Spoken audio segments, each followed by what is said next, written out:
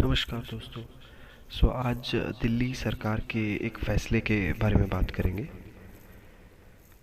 एक अपडेट जो दिल्ली सरकार के एक नए दिल्ली सरकार में कैबिनेट मिनिस्टर हैं, तो नए अभी निर्वाचित हुए हैं। एनवायरनमेंट मिनिस्टर हैं एक मनजिंदर सिंह सिरसा। तो बीजेपी में काफ़ी पुराने लीडर हैं, तो अब जाके इनको मौका मिला है और पहली बार ये जीते हैं और जीते इनको एनवायरनमेंट मिनिस्टर बना दिया गया है। और इन्होंने बता भी दिया है कि क्यों बनाया गया है। और बनते ही मास्टर स्ट्रोक जो एक लेके आए हैं, तो इन्होंने कुछ जो है बातें बोली हैं, जो कि है कि 15 साल से पुरानी कोई भी गाड़ी होगी अगर दिल्ली में, एनवायरनमेंट मिनिस्टर है तो पोल्यूशन कंट्रोल करने के लिए कुछ स्टेप्स इन्होंने कुछ गाइडलाइंस दी हैं। 15 साल से पुरानी कोई भी गाड़ी अगर होगी दिल्ली में, तो उसको पेट्रोल नहीं बेचा जाएगा, पेट्रोल या डीजल नहीं बेचा जाएगा। अब इसके ऊपर एक बड़ा क्वेश्चन खड़ा हो जाता है कि पेट्रोल डीजल नहीं बेचा जाएगा तो पेट्रोल पंप वाला मना कर देगा या फिर कैसे आइडेंटिफाई करेंगे। तो इन्होंने बोला है कि एक अलग से कोई टीम ये अपॉइंट करेंगे, वो टीम फाइंड आउट करेगी कि 15 साल से पुरानी गाड़ी कौन सी है। लेकिन ये टीम कहाँ पे काम करेगी? ये सड़कों पे खड़े रहेंगे, ये पार्किंग एरियाज़ में घूमेंगे, ये ऑफिसेज़ के बाहर घूमेंगे, ऑफिसेज़ की पार्किंग में जाएंगे, कहीं मॉल में इनकी ड्यूटी लगेगी। ये कैसे फाइंड आउट करेंगे?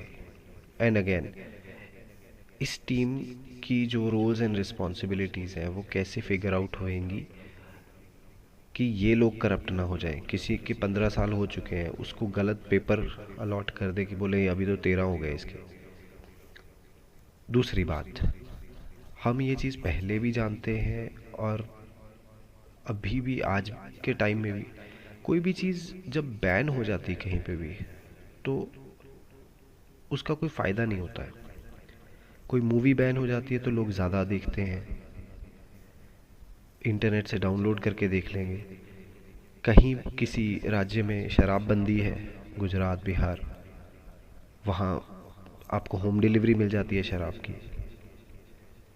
तो और दिल्ली जैसी जगह पे भी, दिल्ली में आप देखेंगे कि 15 अगस्त है, 2 अक्टूबर है, तो शराबबंदी है, ड्राई डे है, लेकिन लोगों को पता है कि हरियाणा बॉर्डर पे जाके आज दारू खरीदनी पड़ेगी।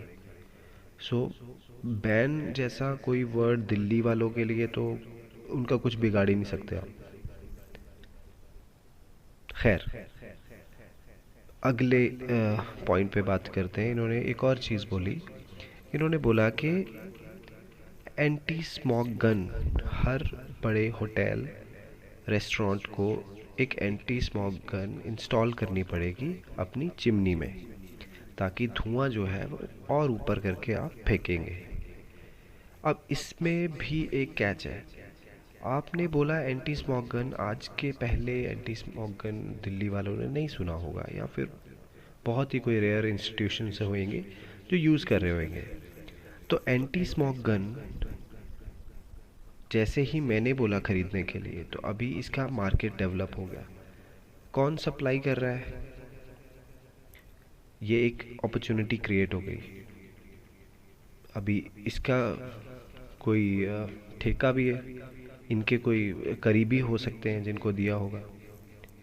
खैर, ज़्यादा डिटेल्स में इसमें तो अभी फ़िलहाल नहीं जाना चाहिए। वो जो भी है तो थोड़ी देर में चीज़ें बाहर आ ही जाएंगी। जैसे अभी इन्होंने बनते ही फर्स्ट जो अटेम्प्ट है एज एनवायरनमेंट मिनिस्टर, बहुत बड़ी बड़ी अनाउंसमेंट्स कर दी। फिर इनकी सबसे बड़ी जो इन्होंने अनाउंसमेंट की है वो ये है कि 90% जो सीएनजी बसेस आज दिल्ली में चल रही हैं, टीटीसी की बसेस, उनको हम रिप्लेस कर देंगे 2025 में इलेक्ट्रिक बसेस के साथ।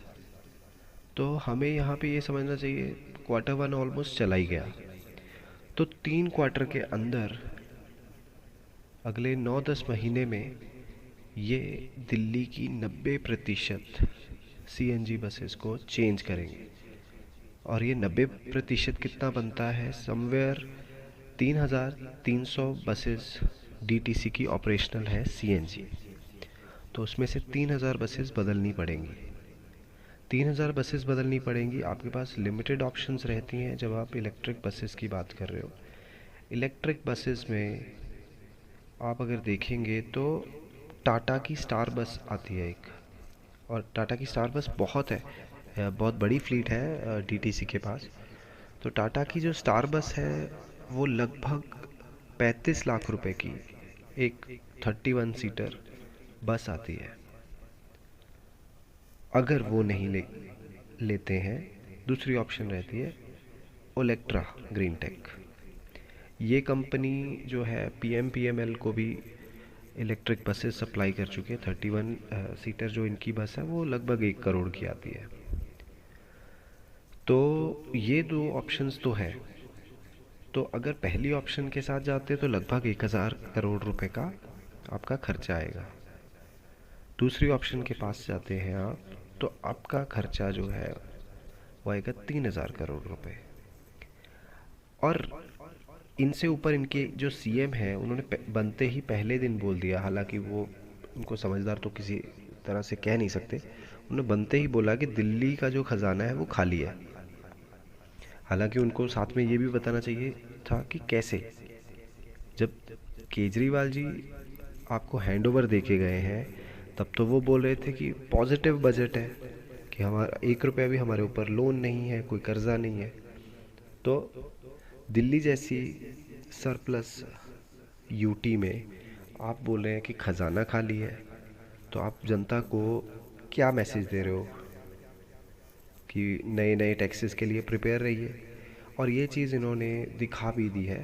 हालांकि रेखा गुप्ता जी भी बहुत पुरानी लीडर हैं बीजेपी के साथ, कॉलेज टाइम से एबीवीपी, फिर इनकी छात्र विंग है जो वहाँ से, फिर आरएसएस के साथ जुड़ी हुई हैं और काफ़ी टाइम से।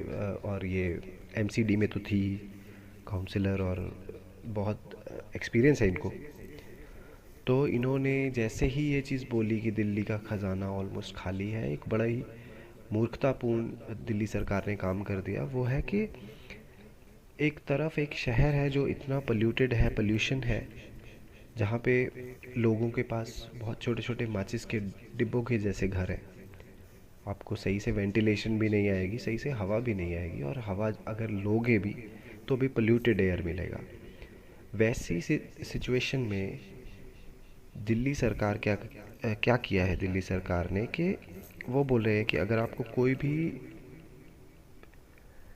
दिल्ली डेवलपमेंट अथॉरिटी डीडीए के अंडर जितने भी पार्क्स हैं वो आते हैं दिल्ली में, तो डीडीए का कोई भी पार्क, सोसाइटी का पार्क नहीं जो आपकी सोसाइटी में है, तो डीडीए के कोई भी पार्क में अगर आप जाते हैं तो आपको 20 रुपये एक दिन का, चाहे आप 10 मिनट के लिए जाए, चाहे आप 1 घंटे, 4 घंटे, 8 घंटे, 20 रुपये आपको एक दिन का पास रहेगा। और 200 रुपये का मंथली पास रहेगा डीडीए के कोई भी पार्क में जाने का। मतलब कि जो बाहर पार्क है, आपकी सोसाइटी का पार्क नहीं, क्योंकि वो इनके कंट्रोल में नहीं आता। और सीनियर सिटीज़न के लिए 10 रुपये एक दिन का पास और 100 रुपये एक महीने का पास। तो एक ऐसे शहर में जहाँ पे इतना पोल्यूशन है, अगर आप खुली हवा में सांस लेने के लिए बाहर चले गए, सरकारी जो पार्क है वो भी अभी सरकारी नहीं रहेंगे। तो कोई चुन्नू मुन्नू कंपनी कोई है, उसको ठेका दे दिया जाएगा कि हमें लगता है कि साल का इतना फुटफॉल है, तो इतने फुटफॉल के हिसाब से बैठो इधर और वसूली करो इनसे। मतलब आपकी जेब को और काटा जाएगा। तो इसको अगर समझें कि आप दिल्ली की अगर स्थिति समझते, दिल्ली में पहले ही जो है ये पार्क्स की बहुत कमी है। जहाँ कोई ऐसी जगह जहाँ पे आप जाके थोड़ा खाली प्रकृति का आप जो है लुत्फ़ ले सकें, तो कोई जगह नहीं है, कोई पेड़ पौधे नहीं उगाए हुए हैं। तो अगर आप जाते हैं, अभी आपको अलग से ये आपके ऊपर टैक्स इम्पोज कर दिया गया, और काफ़ी दिल्ली सरकार की इस पे थू थू हो रही है। और लोग क्वेश्चन कर रहे हैं कि इनका दिमाग क्या है। एक तरफ तो बोल रहे हैं कि पोल्यूशन कम करना है, या तो डायरेक्ट ही आप बोल दीजिए सिटीजन्स को कि आपने जो है हर रोज़ एक बॉटल लिकर ख़रीदता है। कोई भी सरकार आप बाकी देशों में भी देखोगे, वो आपको बोलते हैं कि आपको जाना है पार्क्स में, आपको जो है जिम जाना है, आपको ये फिज़िकल एक्टिविटीज़ करनी, सो दैट आप थोड़ा हेल्दी रहेंगे और आपका बीमारियों का खर्चा, डॉक्टर का खर्चा कम आएगा। और यहाँ पे आपको उल्टा बोला जा रहा है कि पार्क में जाने का अलग से टैक्स है।